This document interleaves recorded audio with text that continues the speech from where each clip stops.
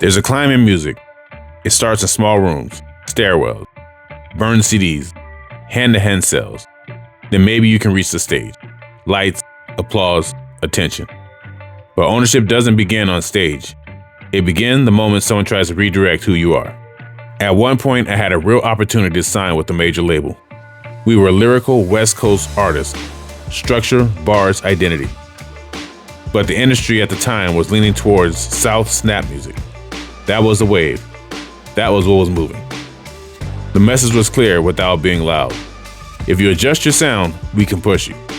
If you stay who you are, you wait. Here's the part people don't say out loud.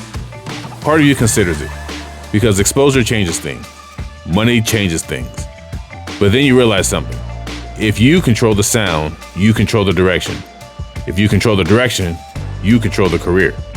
That's when ownership stopped being theory and became identity. I was never confused about contracts. I understood recoupment, advances or loans. I understood publishing. I even tried building my own label structure early on, back when the information came from magazine inserts and basic contract templates. But here's what I didn't have: capital. Major labels are backed by billions. I was backed by a paycheck, rent, bills, and kids. Trying to build a company while building a family. Ownership without capital is discipline under pressure, and discipline is slower than hype. Before streaming, I used to sell CDs hand to hand. The math felt simple. Sell 1,000, $10,000. Own everything, keep the revenue. But selling one CD is harder than people think. Talent doesn't move product, structure does.